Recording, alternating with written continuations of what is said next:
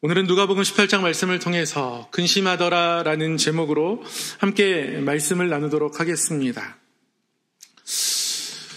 얼마 전에 한양대학교 앞에 있는 한 음식점에 갔었는데요. 그 음식점에서 외상의 조건을 가게 메뉴판 옆에 걸어 놓았더라고요. 그 내용이 그렇습니다. 외상시 필요 서류, 주민등록 등본, 초본, 재산세 완납 증명서, 파출소 소장님 동의서, 보증인 2명, 등기부 등본 1통, 건강진단서, 한양대학교 총장 동의서. 여러분, 이 주인에 대해서 어떻게 생각하십니까? 아이들에게, 학생들에게 외상을 주지 않으려는 인색한 주인으로 보이십니까? 조금만 생각해보면 아직 학생인 고객들이 너무 쉽게 외상을 하지 않도록 해학적으로 표현한 것이 이 게시물의 모습이라고 생각이 되고요. 이 주인은 학생들이 어릴 때부터 뭔가 물질에 대한 책임감을 가지고 살았으면 좋겠다, 이런 생각을 하고 있지 않나 생각해 봅니다. 제가 갔을 때는 이제 아르바이트 하는 분들만 계셔서 주인의 의도를 정확히 물을 수는 없었지만 저는 그냥 그렇게 이해했습니다. 점점 외상값이 커지면 그것은 책임질 수 없는 지경에 이르게 됩니다. 그 또한 빚이 되는 것이죠. 그냥 내가 먹고 싶다고 외상으로 달아놓고 먹고 또 그렇게 쭉 살아가다 보면 경제관념도 약해지고 자기 삶에 대한 책임 없는 사람이 될 수 있기 때문에 그것을 막기 위해서 주인이 이렇게 표현했지 않았을까 생각해 봅니다. 사람은 물질을 늘 사용하며 살아갑니다. 그런데 이 물질이 우리의 도구를 넘어서서 우리를 올가매는 순간들이 생깁니다. 첫 번째는 빚입니다. 빚이 생기면 이것저것 모든 것들을 다 접어야 될 것들이 생겨납니다. 빚이 많았던 한 연예인이 빚을 청산하고 나서야 최근에 결혼한 이야기를 봐도 빚이 있으니 결혼을 하기가 좀 어려운 것이죠. 빚에 올가매임 당하는 경우입니다. 반대의 경우도 있습니다. 너무 물질이 많을 때 그 물질의 달콤함이 사람의 마음을 올가매는 경우입니다. 오늘 말씀은 그 후자에 해당한다 할 수 있습니다. 한 관리가 높은 고위공직자가 예수님께 찾아왔습니다. 그리고 질문합니다. 선한 선생님이여, 어떻게 해야 우리가 영생을 얻으며 살아갈 수 있습니까? 선한 선생님이여, 어떻게 해야 제가 영생을 얻겠습니까? 질문합니다. 그런데 예수님이 이 질문에 대해서 대답을 하시기 전에 이 사람의 예수님을 향한 호칭을 먼저 꾸짖습니다. 예수님 귀에는 이 선한 선생님이라고 부르는 이 호칭이 몹시나 거슬리셨나 봅니다. 예수님이 꾸짖듯 말씀하십니다. 네가 어찌하여 나를 선하다 일컫느냐? 하나님 한 분 외에는 선한 이가 없다, 이렇게 말씀하십니다. 물론 예수님 말씀 맞죠. 하나님 한 분밖에는 선한 이가 없습니다. 그래도 하나님의 아들로 이 땅에 오신 예수님께, 예수님을 향하여서 그냥 랍비어라고 부른 것보다는 선한 선생님이여, 선한 랍비어, 이렇게 불렀다면 한 걸음 더 나아간 것이 아닐까, 이렇게 생각해 볼 수도 있거든요.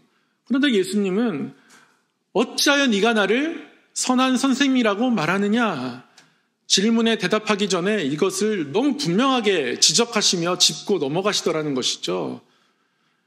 이 사람의 예수님을 향한 이 호칭이 틀렸다라는 겁니다. 내용으로 보면 예수님 앞에 조금 더 가까이 나아간 호칭으로 보여지기도 하지만 이 사람의 마음속 또는 태도를 보면 아닙니다. 이게 이 사람의 마음이 담긴 진실한 고백이었다면 예수님은 좋게, 기쁘게 들으셨을 겁니다. 마치 빌립보 그 길에서 베드로가 예수님을 향하여서 주는 그리스도시요 살아계신 하나님의 아들이십니다, 그의 신앙을 고백했을 때 그 고백에 그의 마음이 담겨 있었기 때문에 예수님은 그 고백을 귀하게 들으시죠. 그 신앙 고백 위에 교회를 세우겠다까지 말씀하십니다. 너무 큰 칭찬입니다. 그런데 이 사람에게는 예수님이 그렇게 칭찬하지 않으세요. 어찌하여 나를 선하다 일컫느냐? 선한 분 맞으심에도 불구하고 네가 어찌하여 나를 선하다 일컫느냐? 예수님은 지적하십니다. 왜 예수님이 이렇게 지적하시는 것일까요? 이 사람이 예수님을 향해서 선한 선생님이라고 부르는 것은 예수님에 대한 선함을 발견하고 그것이 너무 귀해서, 그것이 너무 고귀한 것이어서, 그래서 그것을 바라보는 감동과 그것을 따라가고 싶은 어떤 마음 가운데서 고백한 것이 아니라는 것이죠. 이 사람은 선하다라는 것을 꽤 일반적으로 사용하는 사람인 것 같습니다. 하나님만의 그 선함, 그것으로 예수님을 바라보고 있는 것이 아니라요, 선하다라는 것이 삶 속에서 일반적으로 나타날 수 있는 그 어떤 것, 그래서 예수님이 누구신지 아직 잘 알지 못하면서도 예수님에게 선하다라는 호칭을 너무 쉽게 갖다 붙이는 것, 예수님은 지금 그 모습을 지적하고 계신 겁니다. 그렇게 살아갈 경우 어떤 문제가 생기냐면 자기 자신에 대해서도 선하다라고 얼마든지 쉽게 그 단어를 가져다 붙일 수 있거든요. 실제로 이어지는 대화를 보면 이 사람은 그런 사람인 것 같습니다. 어찌하여 네가 나를 선하다 말하느냐? 선한 분은 한 분이시다 말씀하신 예수님께서 이어서 묻는 질문에 대답해 주시는데요. 네가 계명을 알고 있지 않느냐? 영생을 위해서 이 계명을 지켜야 하는 것 알고 있지 않느냐? 예수님 그렇게 말씀하시는 것이죠. 네가 계명을 안 하니 간음하지 말라, 살인하지 말라, 도둑질하지 말라, 거짓 증언하지 말라, 내 부모를 공경하라 하였느니라. 영생을 위해서 사람들이 지켜야 된다라고 알고 있는 그 계명의 가장 핵심 10계명을 낭독하면서 읽어주시면서 이게 영생의 길이라고 너 생각하지 않느냐라고 예수님 그 청년이 알고 있는 그 내용 그대로 대답을 해 주십니다. 왜냐하면 이것들을 지켜가면서 자신의 삶을 선하다라고 생각하고 있는 그 사람의 중심을 알고 계시기 때문에 그래요. 예수님이 알고 바라보시는 그대로 대답이 되돌아옵니다. 예수님을 찾아왔던 그 사람 21절에 이렇게 대답하죠. 여짜오되 이것은 내가 어려서부터 다 지켰습니다. 어릴 때부터 한 번도 어긴 적이 없다는 거예요. 다 지켰다는 거예요. 저는 그렇게 선하게 살아왔습니다. 저는 선한 사람입니다. 자기가 선하기 때문에 이 사람은 선하게 살아온 나와 선한 랍비인 당신이 영생에 관해서 얘기해 보자고 지금 그런 태도를 가지고 주님 앞에 나아가고 있는 겁니다. 예수님이 그 중심을 꿰뚫어 보신 그대로 대답한 것이죠. 나 다 지켰습니다. 어긴 적이 없습니다. 저는 이렇게 선하게 살아왔습니다. 부족한 것이 없습니다. 이렇게 이야기하고 있는 겁니다. 이렇게 말하는 그의 중심, 그의 태도가 예수님 보실 때는 너무나 중요한 부족함입니다. 예수님이 분명히 짚어주십니다. 아니다. 한 가지 부족한 것이 있다. 너는 결코 선하지 않다. 22절에서 예수님은 너에게 아직도 한 가지 부족한 것이 있으니 너에게 있는 것을 다 팔아 가난한 자들에게 나누어 주라. 그리하면 하늘에서 내게 보화가 있으리라. 그리고 와서 나를 따르라 말씀합니다. 예수님의 이 말씀을 표면적으로만 들으면 몹시나 부담되죠. 예수님의 말씀에 따르면 가진 것을 다 팔아야 합니다. 다 팔고 나누어주고 예수님을 따라야 합니다. 이게 예수님의 제자가 되는 표준화된 어떤 길이라면 여러분 따르실 수 있겠습니까? 무척이나 어렵습니다. 예수님이 마치 표면적으로는 무소유를 말씀하시는 것 같습니다. 어떤 소유도 갖지 말라. 다 팔고 나를 따르라. 예수님 그렇게 말씀하시는 것 같습니다. 예수님이 지금 이렇게 말씀하시는 이유는 이 청년이 물질을 너무 사랑하기 때문에 그렇습니다. 예수님이 이렇게 말씀하셨을 때 이 관리가 고민하게 되죠. 이 관리가 고민하면서 근심하면서 돌아가게 됩니다. 근심하고 고민했던 이유는 재산이 많아서입니다. 사랑했다는 거예요. 자기 재산을 내 것으로 꽉 붙잡고 사랑했다는 겁니다. 그런데 더 정확히 포역하면 그 물질이 이 사람을 예수님의 제자가 되지 못하도록 붙잡고 있는 겁니다. 그 붙잡힌 것이 바로 너의 부족함이다. 예수님이 깨달을 수 있도록 이 청년에게, 이 관리에게 아주 파격한 질문을 던지신 것이죠. 다 팔아라. 늘 예수님이 이런 모습을 요구하는 것은 아니시죠. 한 장만 누가복음을 더 읽으면 삭개오가 등장합니다. 삭개오에게 예수님은 다 팔자 말씀하지 않으셨습니다. 그러나 삭개오는 스스로 예수님의 그 은혜를 경험하고 자기를 바라봐 주시고 자기를 맞아주시고 친구해 주시고 자기 집까지 찾아오신 예수님의 그 은혜를 귀하게 바라보게 되죠. 그리고 어떤 결심합니까? 재산의 절반을 팝니다. 가난한 사람들에게 나눠주죠. 다른 사람에게 속여서 빼앗은 것은 4배로 갚겠다 합니다. 그렇게 삭개오가 자기 나름대로의 결정을 하고 결단을 하고 살아가게 되죠. 삭개오는 예수님을 만나면서 그 물질에 노예되었던, 물질에게 붙잡혀 있던 그 속박으로부터 해방이 된 겁니다. 그러나 이 고위공직자 로마의 관리는 그렇게 결단하지 못합니다. 가진 것이 많아서 근심합니다. 그래서 근심하면서 돌아갔다 합니다. 예수님이 그 사람으로 하여금 깨닫게 하신 그 한 가지 부족함, 그것이 드러났지만 자신을 선하다라고 생각하며 살아왔던 그 삶을 예수님 앞에서 돌이켜내지 못하죠. 그런 청년, 이 관리, 이 사람의 모습을 보면서 예수님은 이 모습이 무릇 이 한 사람의 모습이 아니라고 말씀합니다. 이 사람이 보였던 이 한 가지 부족한 것을 일반화하세요. 이 사람은 물질에 잡혀 있는 것이 아니라 물질이 우리를 붙잡는 힘은 무척이나 강하다. 그래서 물질을 많이 가지고 있는 사람이 하나님 나라에 들어가는 것은 낙타가 바늘길을 통과하는 것과 같다. 그만큼이나 어려운 일이다. 예수님은 뒤이어서 말씀하고 계십니다. 사랑하는 성도 여러분, 우리는 물질을 벌어들이고 사용하면서 살아가거든요. 하나님을 사랑한다 고백하고 예배하면서 살아갑니다. 그러나 그 가운데서 한 가지 부족한 것이 있다고 하시는 이 말씀을 우리 역시 새겨들어야 합니다. 예수님이 물질이 우리의 삶을 붙잡는 힘이 강하다라고 말씀하셨다면 그 힘은 여전히 우리의 삶에도 강하게 작용될 것이기 때문에 그렇습니다. 물질에 대해서 여러 가지 성경적인 가르침을 생각해 볼 수 있는 책 2권을 제가 소개해 드리겠습니다. 여러분 읽어보셔도 좋겠습니다. 혹시 읽어보신 분도 있으실지 모르겠어요. 하나는 깨끗한 부자라는 책입니다. 김동호 목사님이 쓰신 책이고요. 또 하나의 책은 바늘길을 통과한 부자입니다. 이것은 김영봉 목사님이 쓰신 책입니다.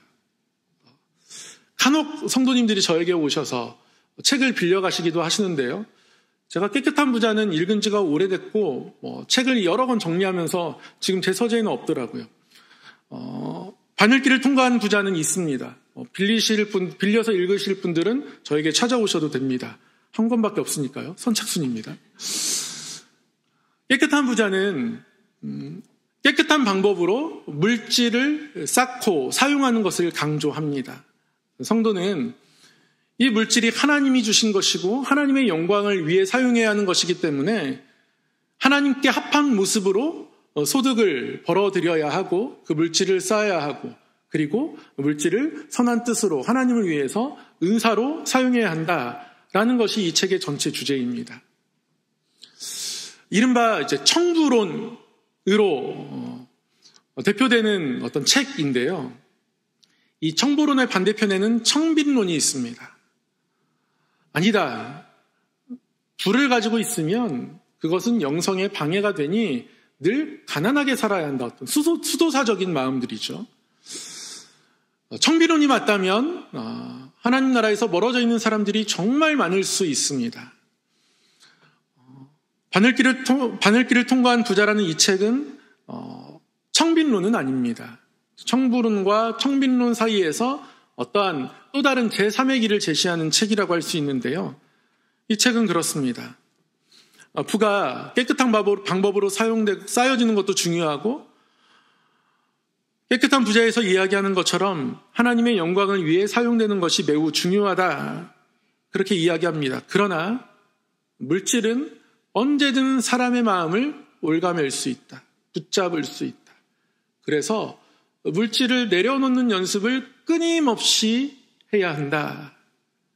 그래서 그것을 영성적 가난 또는 영성적 나눔이라고 이야기합니다.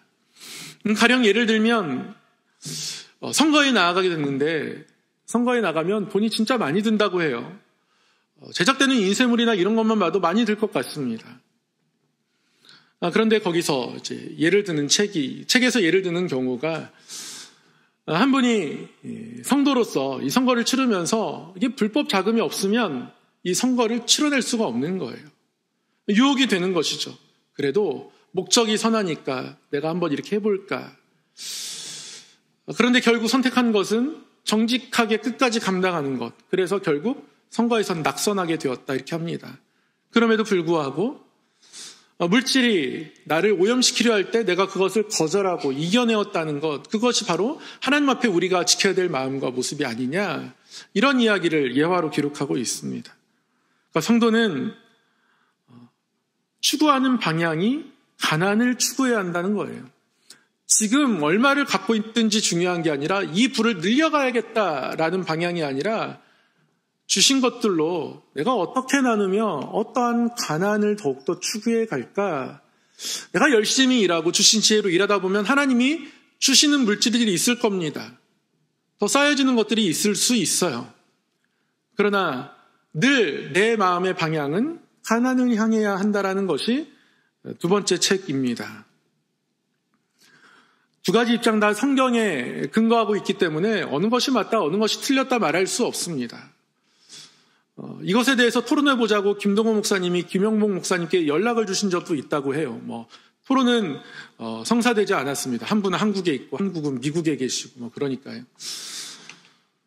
그런데 사실은 전제는 다 같습니다. 하나님이 주시는 것이고 하나님의 것이고 하나님께 드려야 하는 것으로 이야기합니다. 우리가 조심해야 될 것은 그것을 사랑하게 되고 그것에 사로잡히게 되는 것입니다. 영적으로 무감각해지는 것을 조심해야 한다는 말씀이에요. 물질이 우리를 그렇게 만들 수 있다 말씀합니다. 여러분, 사도행전에 보면 5장에 아나니아 삽비라 사건이 있습니다. 밭을 팔았어요. 판 이후에 목적은 뭡니까? 가난한 사람들과 나누기 위해서 팔았습니다. 그런데 밭을 팔고 나서 받은 돈의 일부를 떼어놓습니다. 자기 자신을 위해서. 그리고 일부만을 가져옵니다. 사도들 앞에 내어놓죠. 사도들에게 이게 전부라고 속입니다. 아나니아 삽비라가 그 자리에서 죽임을 당하게 돼요. 이 아나니아 삽비라를 보면 여러분 억울하게 생각되지 않습니까? 그래도 뭔가 하려고 했는데 하나님 왜 이렇게 단호하게 대처하시나? 아무것도 안 하는 사람보다 낫다라고 여겨지지 않으세요? 무관심했던 것보다 그래도 뭔가를 하려고 했잖아요. 행동만 보면 아무것도 안 한 것보다 낫다고 할 수 있지만, 그러나 아무것도 안 한 사람은 속이지 않을 수 있는데요. 마치 이게 전부인 것처럼 하나님을 속이고 사도들을 속이기 시작했다면 그는 물질을 사랑한 겁니다. 아니, 물질의 노예가 된 겁니다. 그리고 그것이 초대교회를 망가뜨릴 수 있습니다. 그래서 하나님은 단호하게 반응하신 겁니다. 누가복음 12장에도 예수님께서 한 부자의 비유를 말씀하세요. 한 사람이 예수님에게 찾아와 묻습니다. 예수님, 제가 우리 형제의 유산을 어떻게 나누어 받아야 될지 좀 예수님께서 판결해 주시고 판단해 주시면 좋겠습니다. 그러니까 유산을 더 많이 받고 싶은 거죠. 욕심 가운데 예수님을 찾아온 겁니다. 그때 예수님이 판결은 하시지 않고요, 비유를 말씀하세요. 한 부자가 있었대요. 농사가 너무 잘 됩니다. 곡식을 쌓아놓을 곳이 없어요. 나눠주면 되는데요. 더 쌓고 싶은 겁니다. 그래서 그 부자가 어떻게 합니까? 지금 있는 곳간을 허뭅니다. 그리고 더 크게 새로 곳간을 짓습니다. 거기에 더 가득히 쌓아놓습니다. 야, 내년, 내후년 몇 년을 놀면서 재밌게 지낼 수 있겠다. 그런 생각까지 하게 돼요. 그때 하나님께서 내가 오늘 밤에 네 영혼을 찾으면 이 모든 것이 무슨 소용이 있겠느냐. 그렇게 말씀하시면서 그 비유의 결론으로 이렇게 말씀하시죠. 자기를 위하여 재물을 쌓아두고 하나님께 대하여 부여하지 못한 자가 이와 같으니라. 어떤 말씀입니까? 하나님께 부유한 사람이 되라는 거예요. 예수님께 찾아왔던 이 관리가 재산을 팔아 나누어 주라는 말씀 앞에서 근심하면서 돌아갑니다. 재산이 많아서 근심했대요. 그 많은 것이 그에게 근심의 이유가 되었던 그 까닭은 무엇일까요? 아까도 말씀드렸지만 물질을 사랑했기 때문에 그렇고요. 물질의 노예가 되었기 때문에 그렇습니다. 그래서 근심하게 되었습니다. 하나님의 사랑을 아는 자는 채우시고 돌보신 하나님을 바라보면서 하나님의 뜻을 구하고 그 하나님의 사랑이 너무 귀해서 물질을 사랑하지 않게 되어 있습니다. 그게 하나님을 사랑할 때 일어나는 일입니다. 하나님을 사랑하지 않을 때 세상의 근심이 일어나게 되는 것이죠.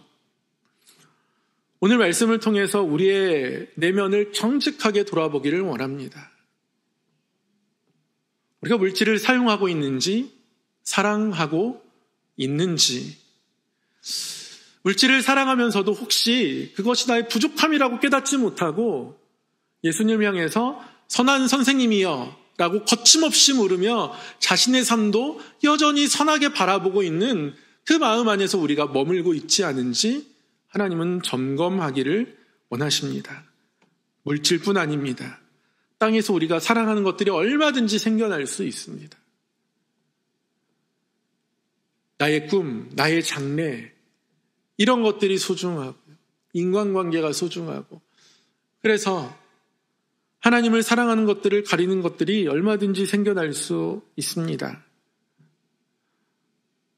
중요한 것은 그 가운데서도 이 모습을 스스로 바라보면서 괜찮다 여길 때입니다.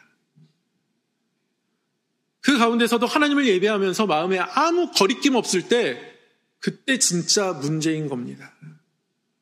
그 무감각이 우리 가운데 있으면 우리도 아나니아 삽비라와 다를 바 없어집니다.